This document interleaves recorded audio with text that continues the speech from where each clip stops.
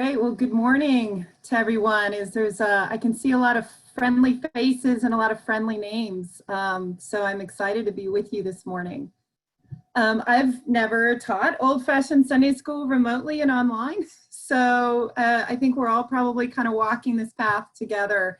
I'm actually going to flip over to my notes as I'm talking. So I won't see you. I'm just going to see my notes. But please interrupt me and chime in and ask questions and stop me as you need to. Please interrupt me because it'll make me feel like I'm in the classroom at the university with my students. So I'm looking forward to a full engagement. So let me just flip over. So I'm going to be talking about angels this morning, angels among us. And so as I was preparing my notes, I'm thrilled to be with you this morning, if only remotely. And like you, I'm very much looking forward to a time when it's mutually for us to be together again. But until we can be together again physically, I find myself trying to maintain some consistent discipline of worship, as well as my connection to St. Philip. And I applaud all of you for participating this morning. Maintaining some sense of community right now is just as important as it is difficult. So right now I'm involved in multiple sets of online communities, and those online meetings seem endless. Between Zoom and Hangout and Google and Microsoft Teams and Collaborate and Skype, I've lost track of all the online platforms that I have had to scramble to learn at the last minute over the last couple months. Our communities right now are kind of commonly manifested in some configuration of pixelated screens that are reminiscent of the Brady Bunch. So as a quick aside, I made reference to the Brady Bunch to a group of students a few weeks ago. They had no idea what I was talking about.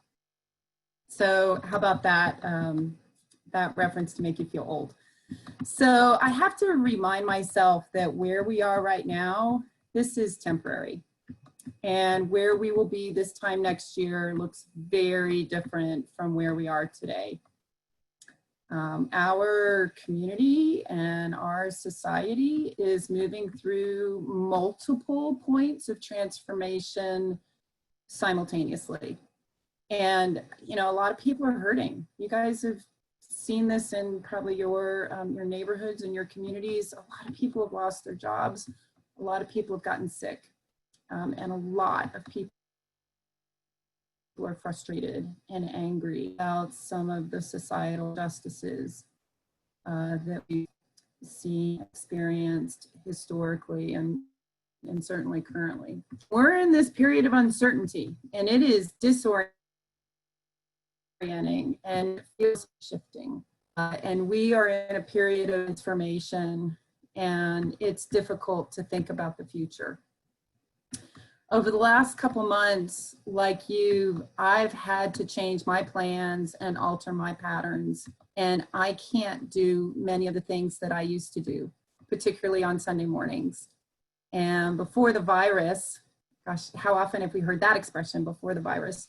You would typically see some subset of the Priestleys on the left side of the nave, facing the altar about 2 rows behind that second acorn.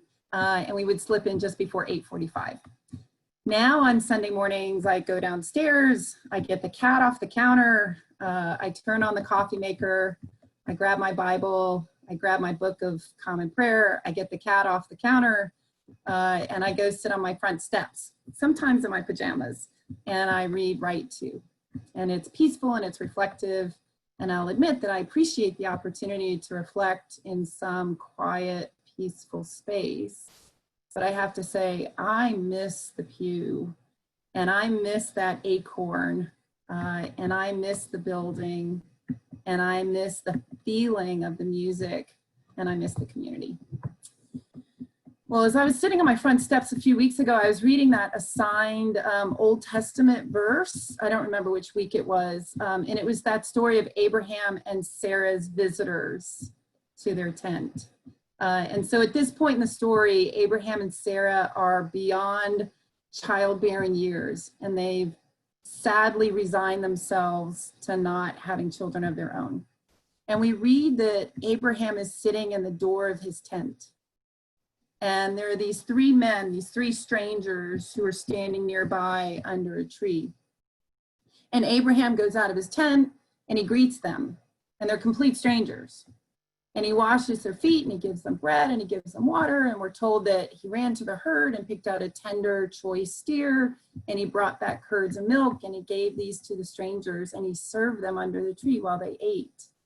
You guys remember this reading?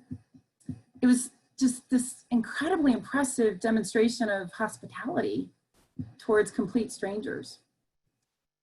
We then go on to read in that same story about these visitors and how one of them predicts that this time next year, Sarah will have a son, to which Abraham and Sarah, of course, laugh because they are of the age of watching Netflix and drinking tea when they go to bed.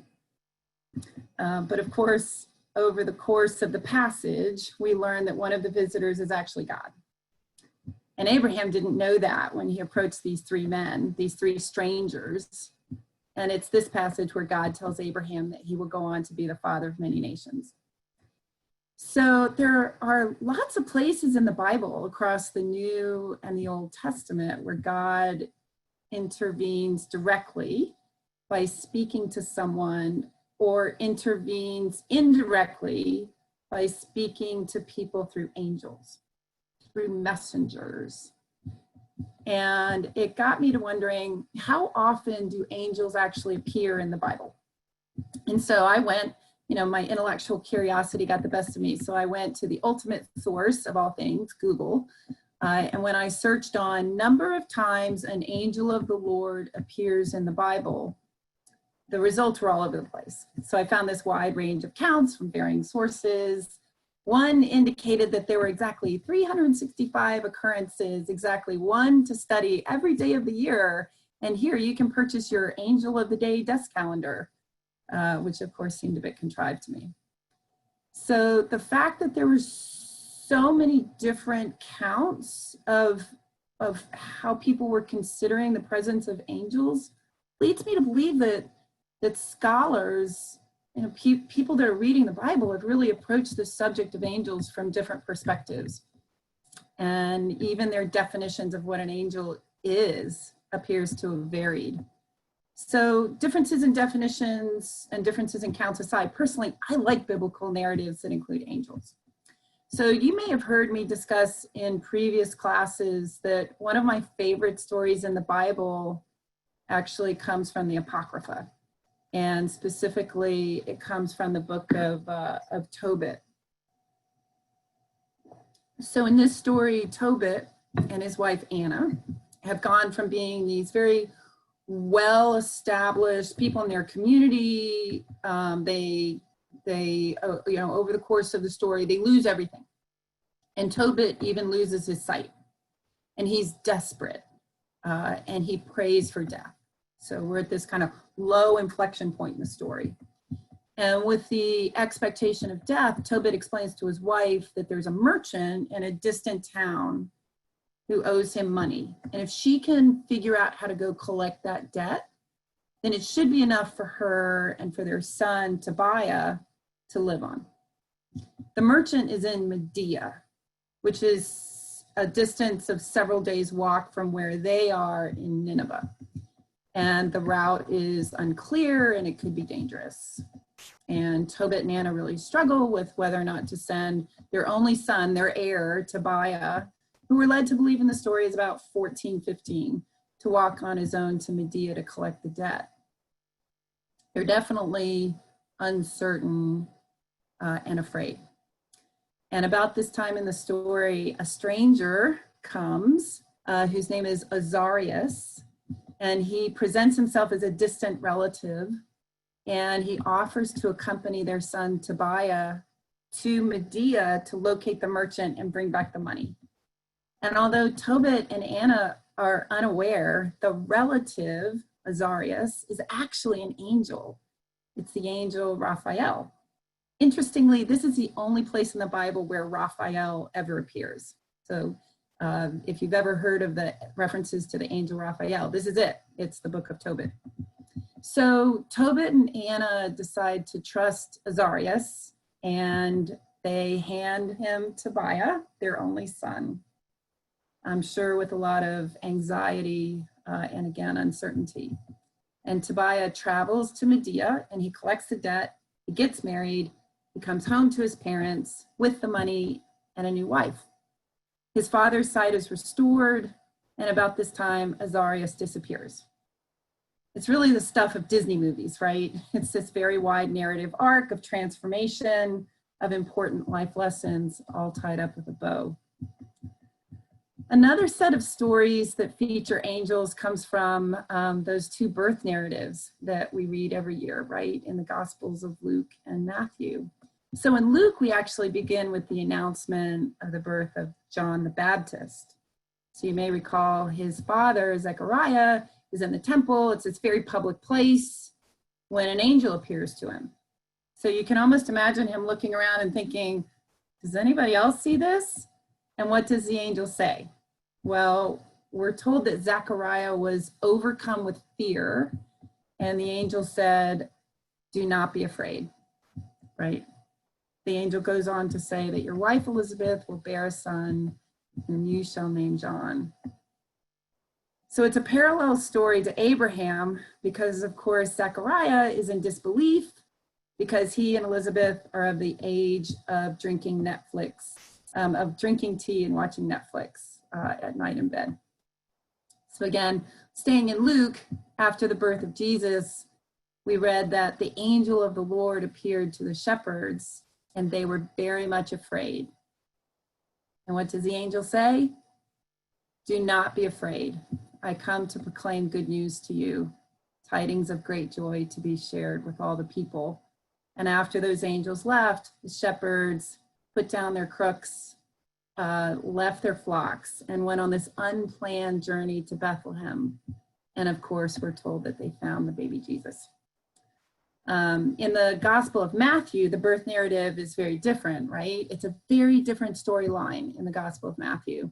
And this narrative is really all about Joseph, right? When he learns that Mary is pregnant and he's unwilling to expose her, he decided to divorce her quietly. When the angel of the Lord appeared and said what? Said, do not be afraid. Do not be afraid to take Mary as your wife. So thinking about that encounter, I'm reminded of this brilliant sermon by Lauren Holder just before this past Christmas, where she talked a lot about Joseph, and she talked about that birth narrative in particular, and how that birth narrative is really about the angel visiting Joseph, right? And how difficult that period was for him. I mean, think about that for a minute. He had to have been confused and disappointed and scared and disoriented that his fiance was pregnant, right? Lauren talked about the fact, if there is a patron saint of, I did not sign up for this. This was not part of my plan. This is not how my life was supposed to unfold. It would have been Joseph. So I could keep going, but I think you get the point. So have you ever noticed that angels seem to show up in the Bible when someone is confused or disoriented or sad or uncertain and is going through some period of inflection and transition in their life? Have you noticed that? So, you know, Abraham and Zechariah were sad and probably felt uncertain because they thought they would never have an heir. Tobit lost his job, he lost his possessions, he lost his sight, and he prayed for death. We can imagine the feelings of sadness and confusion and betrayal that Joseph felt when he learned that his fiancée was pregnant. After each encounter with all of these people in the Bible, right? After each encounter, either directly with God or indirectly through an angel, things seem to have worked out, right? I mean, things turned out okay for Abraham and Sarah, and for Tobit and Anna, for Zechariah and for Mary, for the shepherds, and of course for Joseph, who again is our patron saint of, I did not sign up for this. But I don't think the lessons here are about angels just showing up like fairy godmothers and making everything okay. I don't think that's what we're supposed to take away from these encounters with angels. That's not what these stories are about. I think the lessons here are different. And I think particularly right now, as we are moving through a collective period of fear and uncertainty, and we did not sign up for this, I think there's some important lessons for us. So the first lesson that I take away from these stories or encounters with angels is that we rarely hear about angels in the Bible if everything's okay, right? I mean, if everything was happy and stable and if everything was happy and stable and certain, then we wouldn't constantly hear these words, do not be afraid, right? Every time they show up. And while we may interpret these stories as angels showing up when people need them most, I wonder if there's a second interpretation. So possibly, like God, these angels, these messengers, these people who enter our lives, they're always communicating with us. They're always there teaching us and helping us to not be afraid. They're always there. But we don't always hear them if we don't need them. So it's not that the angels only come when we need them. It's just that they're always there, but we don't pause and listen unless we need something. So I had this 9th grade teacher when I was at Marist many decades ago, who described this idea of messages that we're not always in tune to as, he called it WGOD. And his point was that the radio stations are always sending out a signal, but you can't hear it unless you take the time to dial into the right station. And he used to say that WGOD was always broadcasting, which was, I thought, a really good message for 9th graders. It was a good way to create the parallel. So I know in my own life, when everything's going well for me, when everyone is happy and healthy, I tend to think less. I'm less sensitive to the needs of the people around me. I can be very arrogant and impatient, and I don't pause nearly often enough to say thank you, or to be truly thankful for the health of my children or the health of my spouse. And I'm embarrassed to say that there could be angels that I encounter every day, but I don't take the time of tuning in or creating a space spiritually or emotionally to really listen. But when things are going wrong, when I'm sad and grieving, uncertain, scared, selfishly, that's when my antennae are really tuned in. It's then that I have the openness and the receptivity to hear the words that I need to hear. Do not be afraid. When in reality, the message was always there. I just didn't always hear it. So I have this very wise colleague who says, he's a social scientist, which I don't hold against him. And he has the office next to me. And he has this great saying on his wall, and it says, are you really listening, or are you waiting to talk? Are you really listening, or are you waiting to talk? So too often, I think we're waiting to talk rather than listening. And importantly, if we're listening, we need to listen without a filter or without an agenda.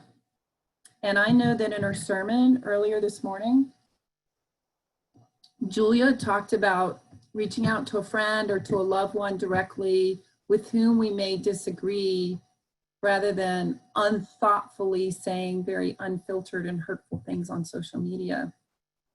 And I think that's a great example of the difference between really listening and creating a receptivity for other people with whom we may not necessarily agree versus just waiting to talk. Are you really listening, or are you waiting to talk? So this is why I think that story of Abraham and Sarah is particularly inspiring, because of their unique ability to see God in all peoples and to really listen for the messages through strangers. They were tuned in, and they were always listening with this calm confidence, and they opened their hearts, and they opened their mind, and they opened their home, and they offered comfort to strangers.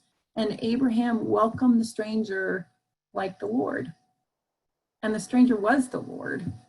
And he heard the word of God because he was always listening, not just waiting to talk, and not just when it was convenient for him. So I think my first lesson from the stories of angels in the Bible is that message, do not be afraid. It's always present. It's always around us. But frequently we don't hear it because we're not really listening. We're too busy waiting to talk.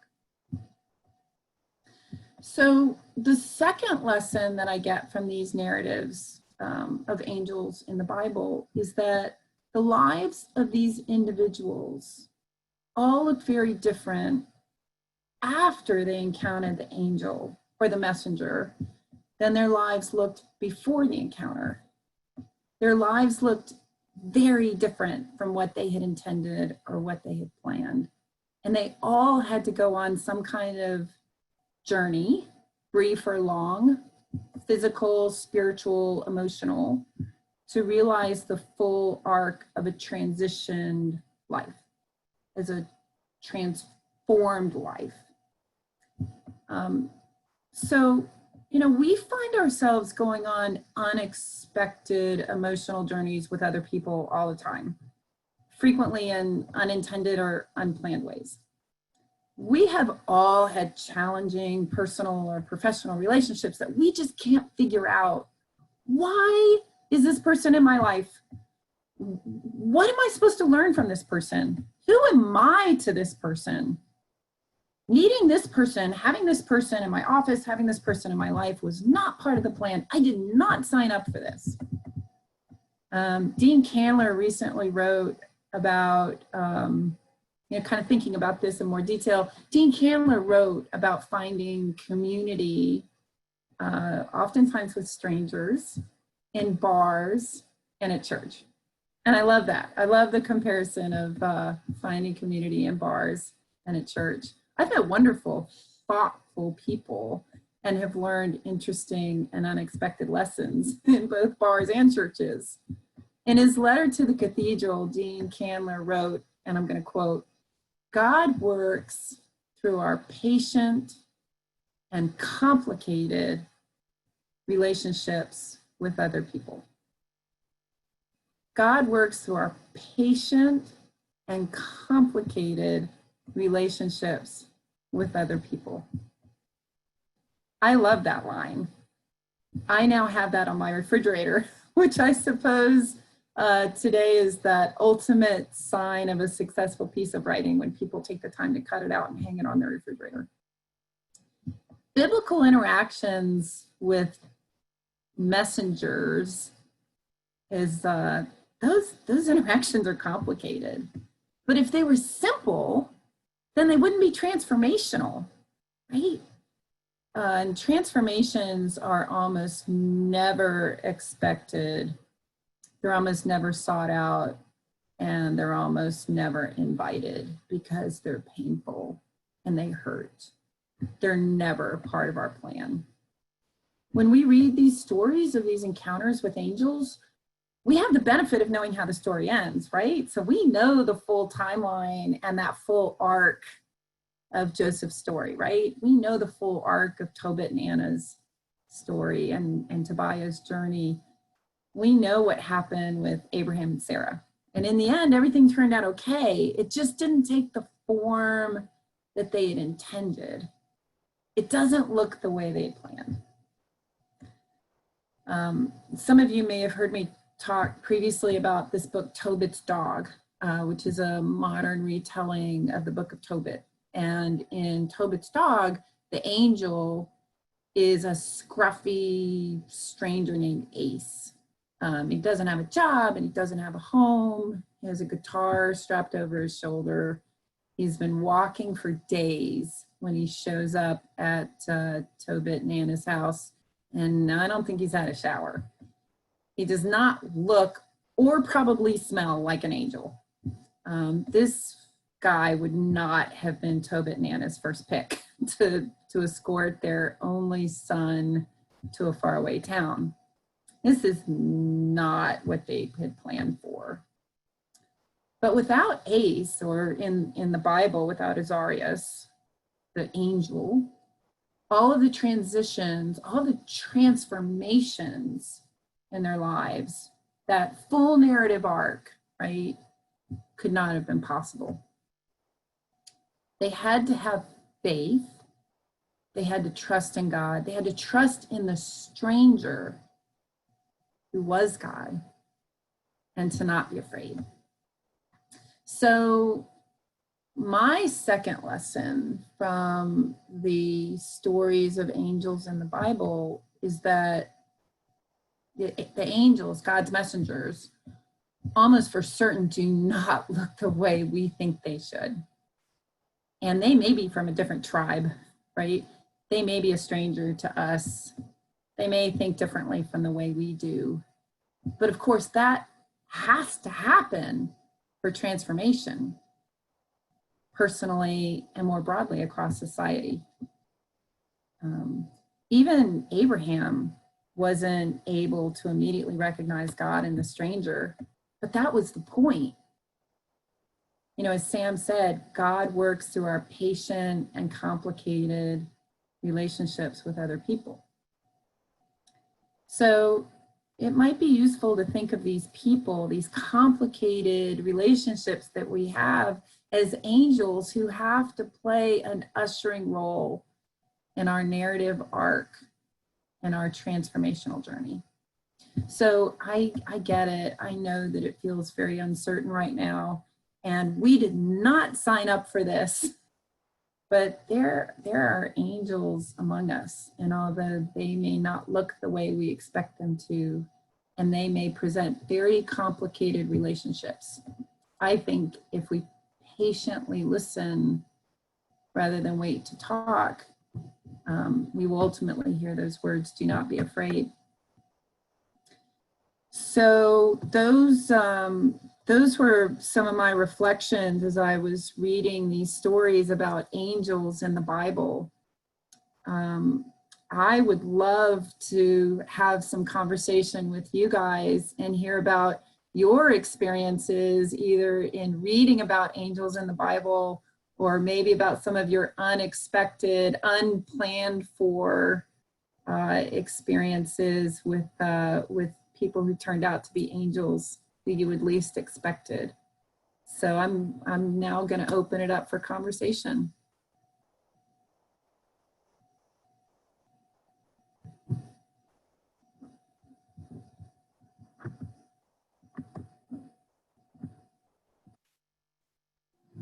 Wow, is this thing on? Hello? It's very much on. Jennifer, thanks so much. I really appreciated your point that like your high school teacher said that, you know, the radios, you know, it's always kind of broadcasting, right? But that I have to be looking for that angel in order to really see it. And I've certainly experienced that in my life when, like, you know, when things seem to be going swimmingly, that's when I get a little bit more in my own belief that I don't need an angel to come and see me. And so I'm not looking for him. Right. But, you know, I start getting in those trenches, start getting a little heavier stuff going on. I say, wait a second, maybe I can't do this alone. Maybe I do need somebody else to lean on or to look to. So I really appreciated that point. Yeah. So some of you might have heard me tell this story when I did the old-fashioned Sunday school about the book of Tobit. You know, talking about angels not looking the way you think they should, right? So there's, I live in Virginia Highlands, and there's a restaurant kind of up the street from where we live, and Steve and I walk up there, under normal circumstances. We would walk up there pretty much every other Friday, if not every Friday, and we would just go and sit at the bar, and we would have something to eat and have a glass of wine, or, just kind of reflect on the trials and tribulations of the week. And there was this bartender who's there, and we engage with the bartender, and he certainly doesn't look like an angel. He's got, sleeve tattoos, and he's got a ponytail, and he's kind of scruffy. And so my husband and I are sitting there one night, and these boys, they were 22, 23 years old. These boys walk in, and they come and they sit down next to Steve and I. And one of them they both have baseball caps on, and one has his baseball cap on forward, and one of his has his baseball cap on backward. And they come and they sit next to us. And I'm looking at these two young men, and I'm starting to get upset. I think some of you are of the same generation I am, and so maybe you appreciate why I'm starting to get upset, right? Yeah, exactly right, Betty. And so I keep waiting for them to take their hats off, and I keep waiting, and I keep waiting, and they don't.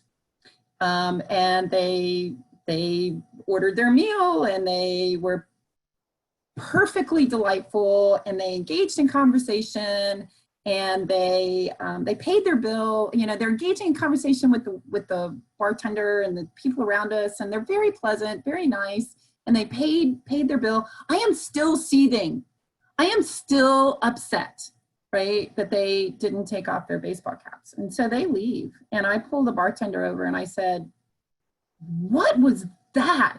I'm starting to get upset. I can feel myself getting animated. That was completely inappropriate. Those young men should have taken their baseball caps off." And so this bartender says to me, "Ma'am," he says, they're part of the community. They come in here a lot, and they came in and enjoyed their meal and paid their bill, and they're doing exactly what you and your husband are doing." And I think at one point he even said, "You sound like somebody from the Old Testament who has conversations like this with bartenders," right? And was he an angel? I don't know. But, I had this kind of transformational experience with him, and it made me fully appreciate that, I'm from a different generation. And I'm not going to judge these young men through the lens of my generation. That I could have made those young men feel very uncomfortable, but that was not the right thing to do in the context of being part of a community. I learned a lot that day about acceptance and judgment, and what it means to truly be in community, and that there's a lot of lessons that we can learn from each other. So I find myself, when I'm open and receptive to people who I otherwise might not run into on a daily basis, either professionally or personally, I actually find that if I can create that space and welcome them kind of spiritually, intellectually, emotionally, I learn a lot. I get a lot out of those interactions, and they're kind of unexpectedly transformational.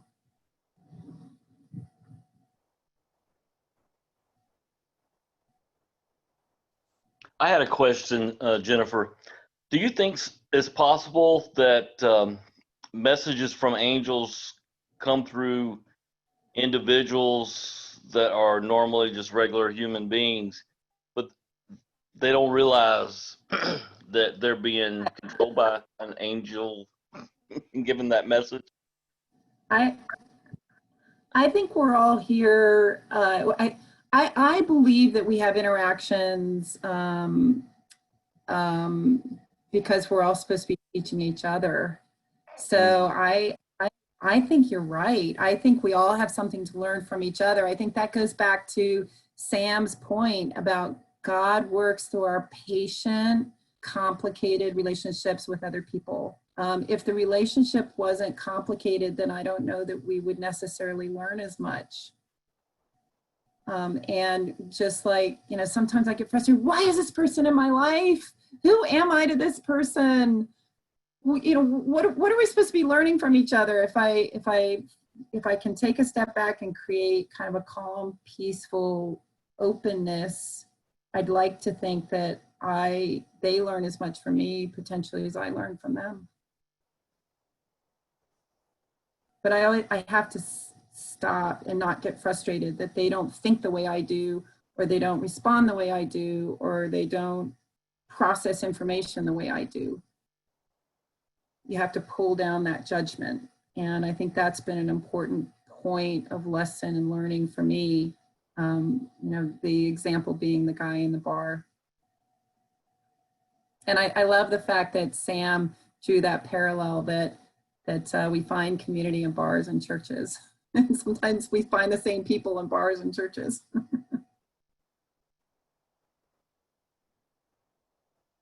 Thank you. Hi, Kathy. Hi. I happen to love the story of Tobit and Sarah and Abraham too. But I took a plaque off my wall that I have had there for many years. And it says, most people don't know that there are angels whose only job is to make sure you don't get too comfortable and fall asleep and miss your life. And I have always loved that. And I have told my best friend that's her job, to make sure I don't get too comfortable. And she has done that. So I love that picture, because angels have a lot of jobs among us, I believe. And I think we spend too much time thinking, like you said, what we're going to stay and Right. Instead of listening, Right. the other person is saying. And Right. we could all use some lessons in listening. So thank you so much. Yeah, thank you. No, I love that. Thank you for sharing that. Yeah, I think we do spend a lot of time waiting to talk. Mhm. Because if you're waiting to talk, you're thinking about what you're going to say. You're not thinking about what that other person is saying, especially if you disagree with them, right? So as Yeah. they're, you know, kind of building their argument, and as they're communicating, you know, whatever it is that is contrary to what you think or what you believe to be true, you're not really listening and absorbing what they're trying to communicate. You're building your arguments as to why they're wrong. And that's not going to create transformation, right? That's not going to create this narrative arc that I think we need to all get through right now. And it's especially hard if you're related to them. So, Sometimes those are the most difficult, right? exactly. Saying, You come with a lot of filters to Mhm. those conversations. Yeah, I think, you know, if we, certainly the societal conversations that we're having are not simple. No. If they were simple, we wouldn't be having them. And I think Julia made reference to this morning, and I know Sam's made reference to this multiple times, that we need to treat each other with being gentle, right? We need to be gentle with each other, and not be waiting to talk, not building our counter argument. You know, there's a lot of really good, thoughtful people who are coming to all these conversations with a different set of life experiences and a different orientation and a different set of logic, and they have good hearts, and they're thoughtful, but they're coming at it differently. And I think if we're more gentle with each other and we truly listen versus waiting to talk, I think that's going to help us move through this transformational arc. Because if we just keep waiting to talk, we're not going to change. Mhm. Yeah, I heard my brother told me Wednesday on how his grandchildren are really having a tough time with school. They really need to be somewhere where they're in a better learning situation. They aren't apparently doing well from the computer. It's And hard. he's in Minnesota, Mhm. And I said, well, maybe I could come up and help. And they said, you'd stay a week and disappear because you'd be crazy. But he's right. And so I'm pondering, what could I do to help? And it's very tough because I hadn't, I thought of it, but I hadn't really thought about these children that I love dearly are, having a tough time. And here I thought I was the only one having a tough time. So. Kathy, you make a really good point. I think at some level, everybody is having a tough time. Mm-hmm. Some people, we have to be really sensitive to the fact that, some people are struggling with mental challenges right now, with psychological challenges. Some people have lost their jobs. Some people are sick. Some people are really genuinely hurt and angry about some of the societal injustices that we're all kind of struggling with. It's like the ground's moving under our feet right now. Mm-hmm. Yeah. Yeah, I think it's a matter of treating each other with gentility, just being open and receptive and listening versus waiting to talk. I'm in education, right? And so I think your point about education that's a tough one. Dan and I were talking about this before everybody jumped on the call, that I'm at Kennesaw State, and we're part of the public university system. And so the public universities in the state of Georgia are going back face to face. The private universities in the state of Georgia, for the most part, are going online, right? I mean, some K to 12 schools are going back. Some K to 12 schools, some systems are going online. These are complicated issues. And there is no good solution. There's no solution to these questions that's going to satisfy everybody. Everybody's trying to weigh the challenges that you're bringing up. Some kids just don't learn well online, right? Yeah. We're trying to balance that with protecting kids' health. So, if the solution was obvious, then we wouldn't be having the conversation. Yeah, my brother has been trying to help them, and he's working at home and helping the kids and doing all this. And he said it's just so frustrating because I wasn't trained to help children learn math. And one of the little girls, they said she's in 6th grade. They think she's going to fail or has failed. And, it's because they can't help them enough. They got the technology. He's an engineer, Right. but they don't have the other skills that she needs help right now. And I just, and you're far away, and it's frustrating. I'm racking my brain to try to think of something that I could do. Yeah. There's just some kids don't learn well online. No. Right. And there's a lot of kids around the country who depend on going to school for food. Exactly. For their breakfast and for their lunch. And for some kids, those are the only meals they get throughout the day. There's a lot of kids across this country that don't have access to internet or computer technology. There's kids here in Atlanta that don't have access to laptop computers. So these are tough issues. We're trying to balance a lot of issues simultaneously. And I'm really sorry to hear about is it your granddaughter or your niece? She's my niece, and she's a sweetheart. And then one of the other children is autistic, but he actually is doing better because he has a special teacher too who works with him. Good. The other two are having a tough time, and yeah, yeah, my heart breaks her, and I sometimes think that this year every child should repeat the grade, and just say, Yeah. okay, we're going to wipe this last year out and start all over again. And I think this is critical for her education and when she's in middle school. Yeah. So don't know, but trying to do something. And my sister-in-law has her job. She not only lost it, but they closed the place. So that sure isn't going bad. And my brother took a 10% cut in pay. And, but they're doing fine. But, it's hurting everywhere.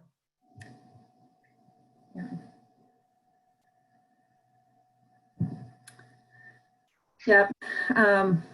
There's a lot that people are dealing with on so many different levels, right? I mean, we've got educational questions that everybody's kind of working through. We've got healthcare questions that people are trying to work through. We've got social justice issues that people are trying to work through. And again, if the solutions were simple, we'd be having the conversations.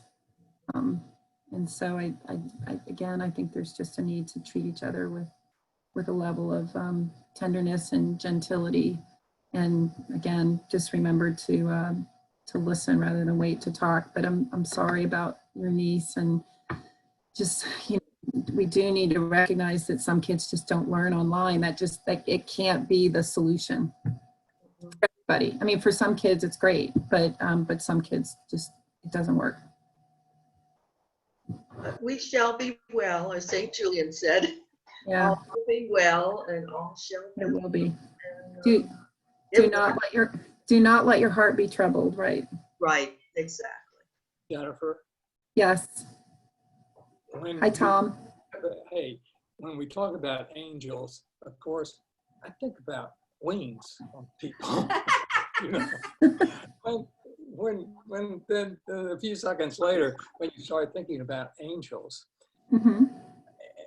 because there's this identity that I guess because of the great art in the world and reading the Bible as well. But how do we approach angels and recognize angels? And I don't know. I mean, this is a whole mystery. I mean, it's so mystical and so interesting and so important, really. I don't know what I'm asking, but I'm just sort of dumping this thought out. No, I think your question is a good one. So I kind of have two thoughts for what they're worth. So your first point about they have wings, right? So, throughout history, we've always, you're right. I mean, the traditional kind of Rubenesque the art is of these, cherubs with wings, right? Or these kind of ethereal looking figures in white, but again, with wings. So what do wings do, right? Wings kind of lift you up. So at least if you hold that image of these paintings, right, we have to look up to see an angel. And so if we're looking up, by definition, we're looking out. So kind of continuing with that thought for a minute,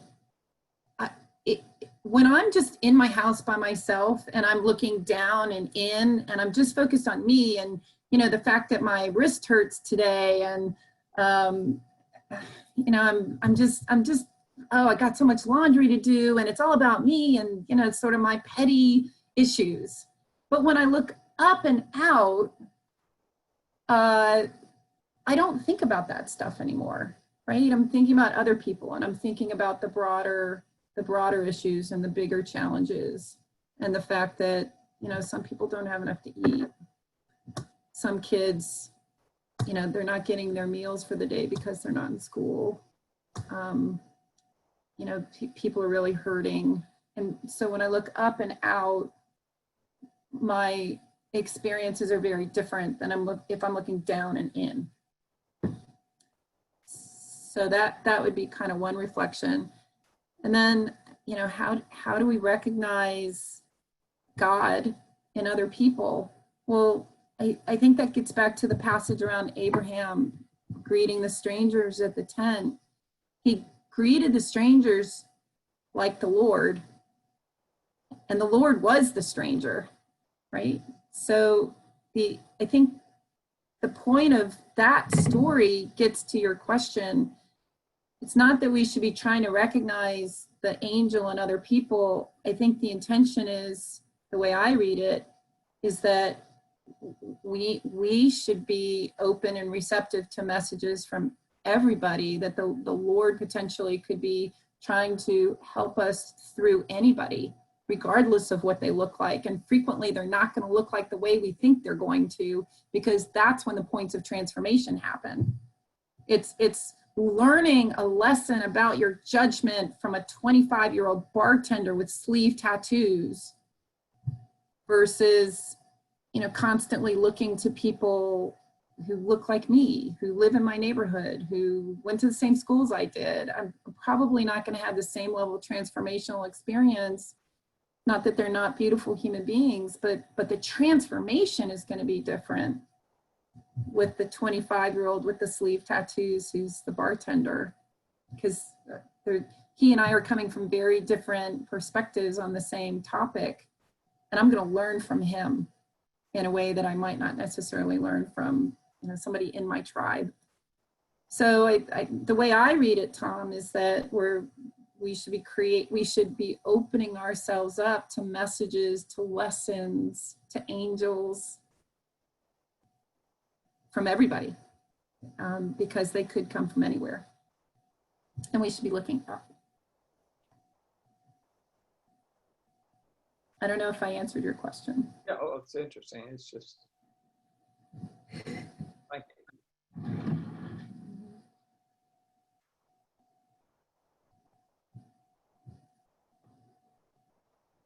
Well, I don't know how much time we had scheduled, Dan. I know we're at 11 o'clock. By now, my students would have packed up and already walked out. Not us. We're here for you. No, this has been wonderful. Thank you, Jennifer. Great.